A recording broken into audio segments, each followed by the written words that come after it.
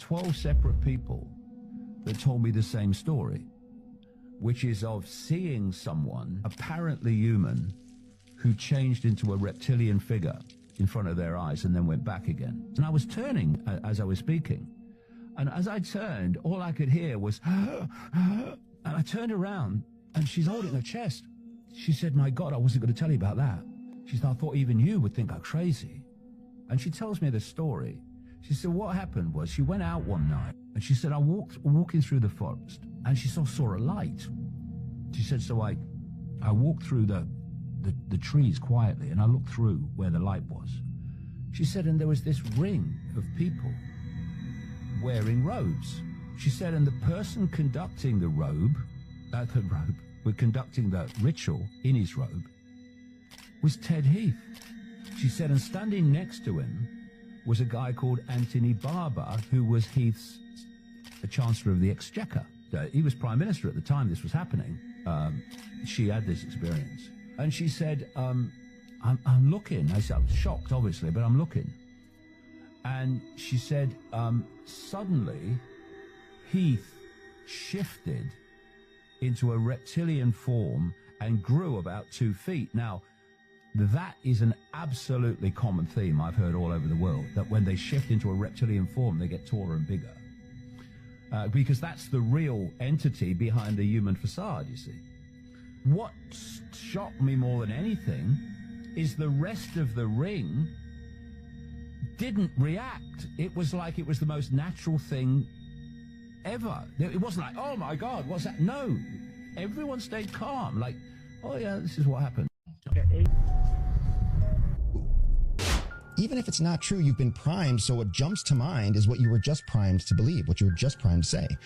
So when it comes to this world of information, this world of fast-moving, high-velocity, high-volume information, you can be primed and then immediately be confirmed, because they'll prime you with information, ask you a follow-up question, how do you feel about this? And now we're going to Jane on camera 2, and Jane, what does the audience think about this, right? Well, the audience just got primed to think exactly what you just told them to think. So when you put them on the spot and you force them into a high velocity situation, you're going to have a high likelihood of the primed thought being what comes right back. In Vegas, and there was 5 screenings, about 1,500 people that saw it. During the 5 screenings, each screening, there was a talking going on, and I was like watching the audience going, what? The second time it happened, again, third time, talking in this one particular spot, and I'm thinking, what, did we do something wrong or something?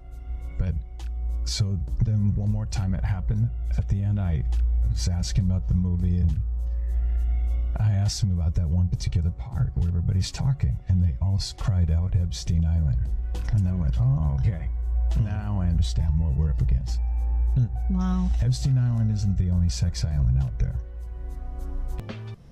Non-human realm was feeding off low vibrational energy. There's a scene in the first Matrix movie where Morpheus holds up a battery and says, the Matrix is a computer-generated dream world designed to turn humans into one of these, a battery. That is a profound statement in an apparently fictional movie. Well, we saw the kids version in Monsters Inc. as well. That was another one. You had the monster world, where the key monster was a green entity with one single massive eye. I mean, that's telling you, isn't it? What happened is that in the monster world, they had no source of energy. And so in the power station, every day, the monster employees would turn up and they stand in line. And then these doors would come, and when they walked through the door, they walked into a child's bedroom. And their job was to terrify the child, so the child screamed. They caught the scream in a tube and went back to the monster world to power the monster world. It was very symbolic of how this works. They are telling you without telling you, if you know what I mean. This video was recorded on December 17th, 2023 in Mexico. A lot of people are horrified by the shape because it looks like a biblical depiction of an angel. And at one point you can see it looks kind of like it's moving around or shape-shifting while it's in the sky. It even has that little eye shape in the center. This is what the object looks like while it's still and zoomed in. And I mean, it does have the same shape as a biblical representation of an angel. It's more common for us to see globos de Cantoya or lanterns that look like this, but people are getting pretty artistic nowadays. I found this video of a very artistic version of a globo de Cantoya in Mexico, so I could see how people would easily mix up the two. I also came across this post from a TikTok user. It was uploaded 4 days ago. You can see a globo de Cantoya right there, and they were at a festival. It was literally the Festival de Globos de Cantoya. What do you think?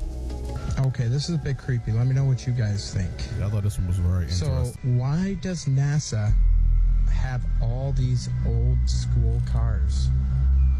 My thoughts are, they're cars without computers in them. All from the 1970s. They're preparing for an EMP blast. What's odd is they're not just old school NASA cars. Here's a news car. They have a whole fleet from NASA vehicles, semi-trucks, ambulances. Perhaps this is where that $50 million a day budget is going. Because we all know it's certainly not getting us into space. Collectors of CGI videos and apparently old school cars. Let me know what you think they're using them for. Question everything, friends. Until next time.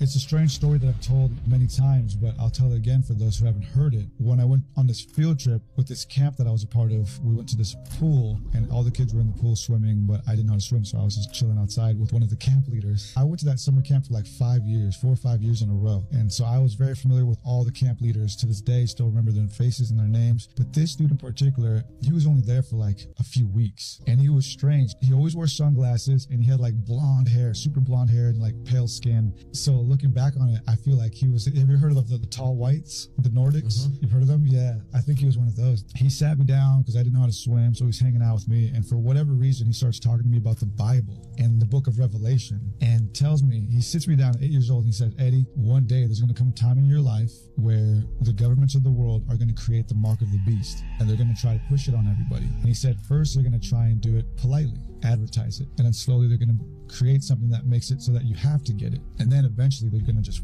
force you to get it. They're going to knock on your door and force you to get it. And I remember this part. He looks at me and he says, Eddie, it is better for you to die and not take the mark of the beast than to take everything everywhere all at once.